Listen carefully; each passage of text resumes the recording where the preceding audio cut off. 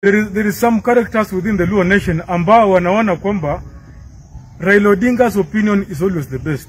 It is very wrong kwamba, and this makes me beg the question, vitu imefanyika kwa Peter Salasya leo.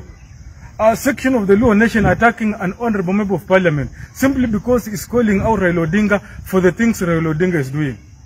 It is not lost on us kwamba the Luo nation, are they fighting for liberation or what are they fighting for one house?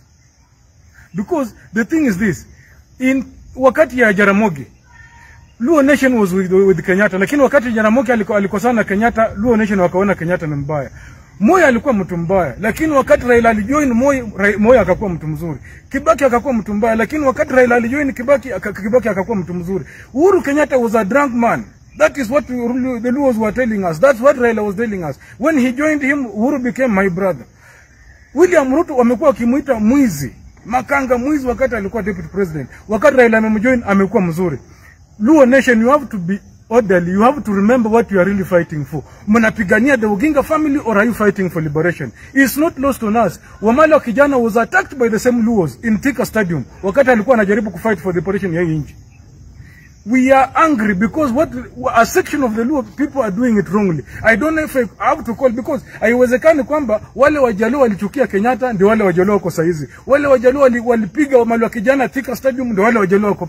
In fact, personally, while at the University of Nairobi, tunnel in Lower State House Road tunnel in connect hall 4 na hall 10, I was equally attacked. Today I still bear a scar on my body of a dagger that was meant for my belly, nikahepa ikanikata kando.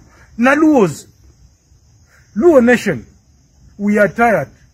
Muamue, mnataka Raila ama mnataka to liberate the country called Kenya?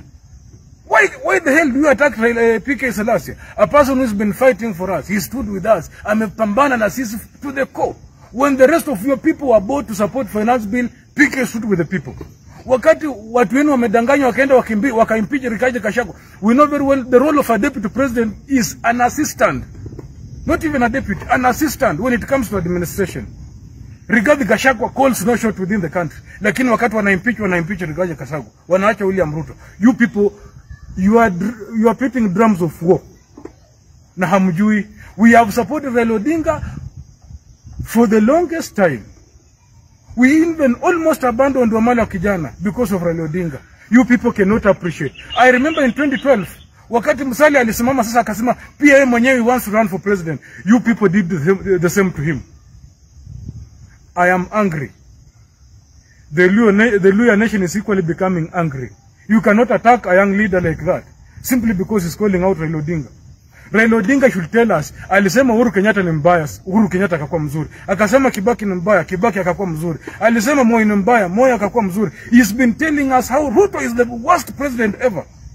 Saizi Ruto ni mzuri. To the extent the Luo nation can come together, attack a leader because he's going to support. In the same stadium when attack PK Salasya, that very same stadium is chanting Ruto must go, Ruto must go, Ruto must. How can a stadium be chanting Ruto must go? Na nyinyi mnapiga Salasya ambaye anasema kwamba William Ruto's policies are degrading this nation.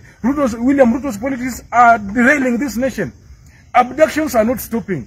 Those are the things Raila PK is calling out. Raila when ameenda kulala na William Ruto kwa kitanda moja, then you dare attack our own leader.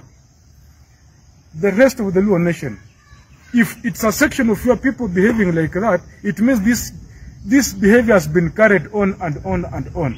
Because the same Luos who attacked, as I've said, who attacked Wamalwa are not the same Luos who have now attacked Peter Salasya.